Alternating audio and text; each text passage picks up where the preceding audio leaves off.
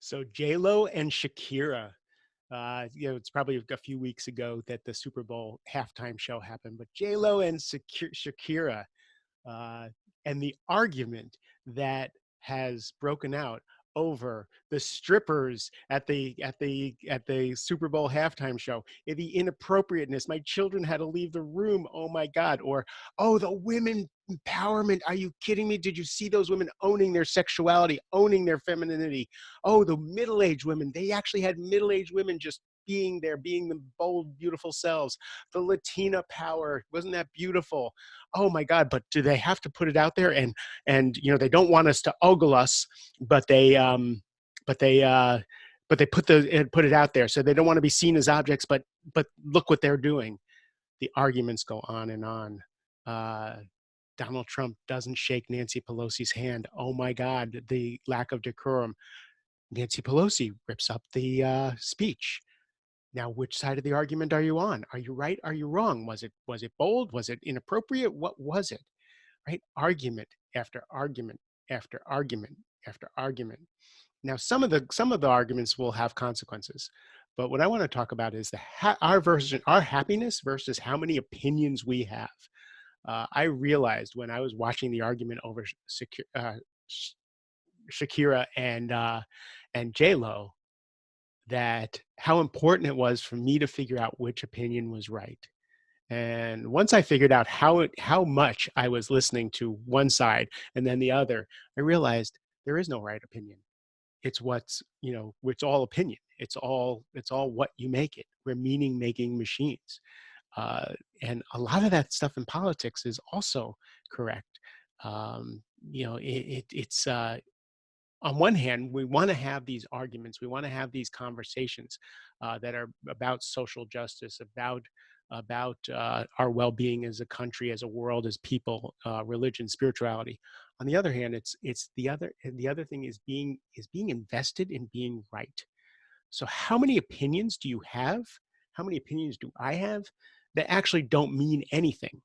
Let's forget the politics between Nancy Pelosi and Donald Trump. Let's just talk about Shakira and J Lo and a piece of entertainment and how invested we in on getting it right. Think about in your own life as you're driving. Oh my God, that person just sped past me. They drive too fast. Or I'm behind someone and they won't move fast enough. They drive too slow. I drive just right.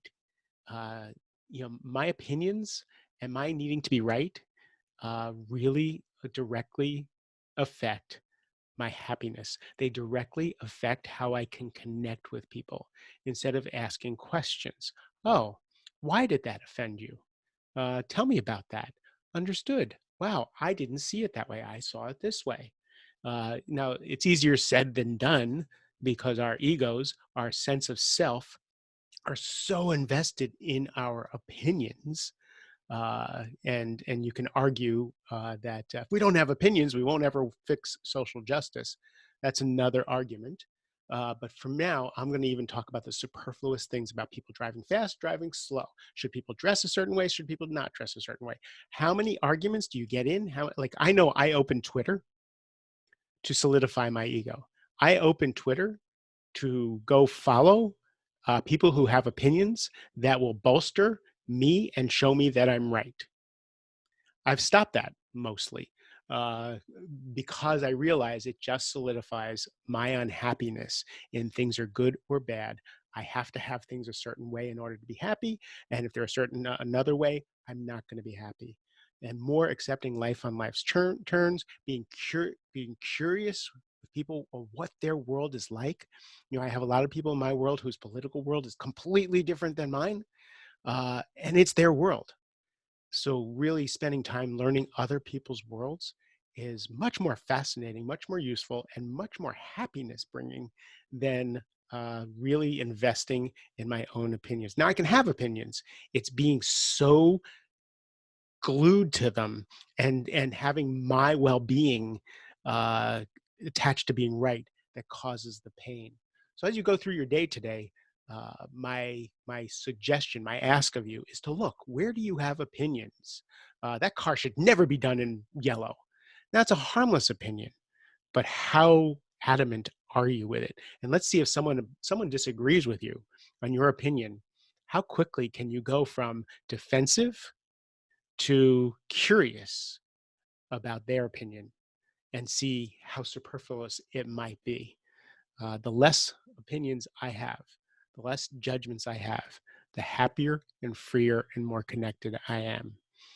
All right. I love you guys. Have a great rest of the day.